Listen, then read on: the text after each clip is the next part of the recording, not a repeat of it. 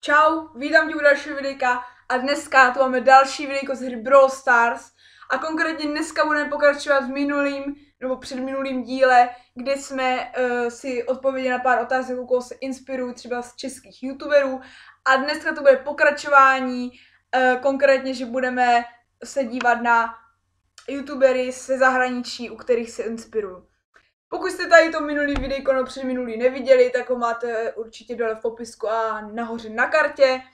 A my už můžeme jít rovnou na to. Takže jako první, u koho vlastně mám největší inspiraci, nebo jeho tvorba se mně nejvíc líbí, je tady Ash Brawl Stars, který má mega dobrý hráč. Byl několikrát i nejlepší na světě, jo, teďka je samozřejmě někdo jiný, ale to je jedno. Tady vidíme, prostě pušuje, jo, od 0 až do 1000, prostě, nebo do 1250, tady Byron, Edgar, Khalid, jo, prostě všechny, prostě a jsou to převážně, to jsou teda streamy, takže je to takový hustý, taky je to vlastně pro hráč, je to označované, můžete taky ho supportnout pod kódem jeho v shopu a fakt velmi dobrý. Hodně lidí ho sleduje, tady vidíme i, že má 630 000 odběratelů, což je tak jako hodně, jo, takže. Tak. Jako dalšího, u koho se tady inspiruju, nebo u koho bych vám chtěl ukázat, je Lex, na kterého se dívám jako asi druhýho nejvíc. Ten má už teda 680 000 odběratelů. A má taky různý spekulace, třeba co bude, kdo přijde, nebo různý videa, různé taky informace, je to oba dva, teda mluví anglicky, tady ten je asi z Ameriky a tam ten Ash je asi z Jižní Ameriky, no prostě možná bydlí v Americe, ale není to pravej Američan tady, jo, taky různý prostě dobrý miniatury, tady kdo přijde do Brawl Stars, Brawl Detective, může se podívat, prostě různý i challenge, prostě mega taky dobrý, takže určitě zhlédněte. Jako dalšího, na kterého se už zas tak moc nedívám, ale dala jsem ho sem, protože ho můžete najít i v Brawl Stars pod videem v news, je Ray Brawl Stars, ten má teda pouze v uvozovkách pouze 300 000 odběratelů, ale taky už taky zároveň 1276 videí, takže fakt moc. Trophy Road, taky asi ukončí už Trophy Road prostě. Taky prohráč, tady ten Lex není zase tak, ale Ash a i Ray a i teďka další, co bude, jsou mega dobří prohráči, který prostě jen tak někdo z vás asi nedožene. Takže toto bychom měli asi třetího v pořadí, jako od dalšího tady máme Cryingmana, kterýho já jsem ještě sám donedávna neznal.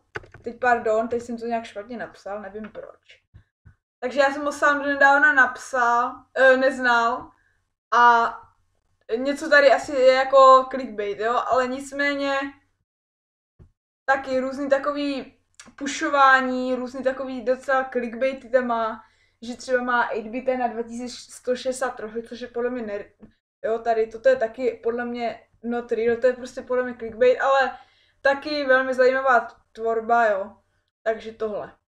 Tady právě máme toho, co dal první 50 000 pohárků Ekvaka, ale na to já se nedívám, ten je tady nám tak jen vyskočil, takže to jsme tady je ten 8-bit, o kterém jsem teďka mluvil.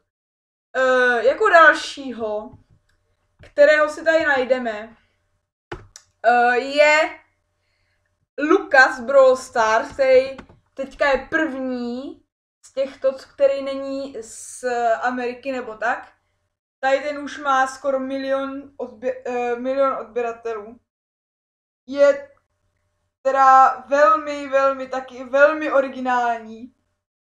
Například je takový blázen, že si koupí prostě 100 000 gameů a toto fakt je real a on tam otvírá v tom videu. Prostě založí si nový účet a za těch 100 000 gameů to utratí všechno za megaboxy za 80 a prostě jedeš. Prostě mega hustý, jo. A taky jo, má myslím 31 000, tady to vidíme, jo. Tam ukazoval Ekvak, Hira, Lukas 31 000, takže jako taky dost dobrý hráč, jo. Takže tomu tam určitě taky můžete zahrát odběr, nevím, proč já u něj odběr nemám. A dáme si tady dalšího youtubera. Jinak pokud byste ty jména nepamatovali, tak nemusíte zoufat, máte všechny v dole popisku, takže na to si můžete jenom jednoduše kliknout. Dalšího tady máme už nevím, jestli se to dá používat za zahraničního, ale je to prostě youtuber, který je Gfex, který je ze Slovenska a takže to už jako teďka tihle dva budou ze Slovenska, takže to už nevím, jestli se dá počítat ze zahraničí, nicméně už asi od nějakého roku 1993 vlastně je to zahraničí, takže tak, taky tady natáčí prostě různé věci. Z Brawl Stars teďka už moc ne, teďka spíš Minecraft, ale dřív hodně Brawl Stars. Natáčel třeba Language Challenge, jo, a různé takové hry a hodnocení kanálu a tak dále. Trolling Brawl Stars trenéra a tak dále. Takže určitě tam taky můžete na jeho kanál kouknout. A jako dalšího, to jsem si nechal až schválně nakonec. Protože je jeden z mých nejoblíbenějších Brawl Stars youtuberů. A to je Darkmeister Adam, jo. Tento borec nenatáčí, jako že by normálně třeba hrál, že by si tam zahrál showdown, nebo prostě, dejme tomu, i kdyby pushoval. Tenhle je trošičku jiná kategorie. Když se koukneme na jeho videa, co vůbec jako natáčí, tak tam skoro, že by hrál normálně nějakou tu, nenajdeme. Ale co tady najdeme? Space Brawler, jo, prostě co přijde do Brawl Stars, odkud se vysírá stream, Season 5, co bude teda, jo, animace, jo, a různý takový, no, co dostaneme za piny, prostě předpovídá různé věci. Jo, prostě není to, tady sice teda natáčel, ale prostě jakože klasicky, ale většinou je to třeba předpovídá, co přijde, jak to bude.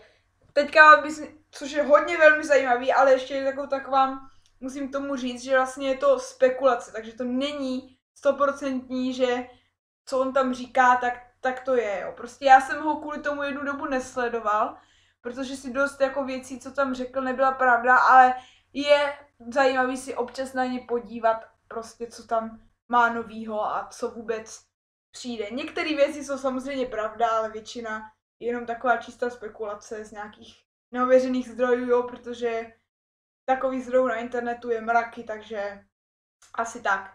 Takže toto video bych tímto ukončil, doufám, že se vám líbilo, pokud jste neviděli to minulý, tak se určitě koukněte i po tomhle. Nemá to zase tak strašnou návaznost, ale je dobrý se na to kouknout. A určitě z nějakých, někomu z těchto youtuberů můžete zanechat odběr, pokud vás jeho tvorba zaujala. A pokud vás zaujala moje tvorba, tak tam určitě taky mě nechte odběr a like na toto video a já se s vámi loučím a čau čau!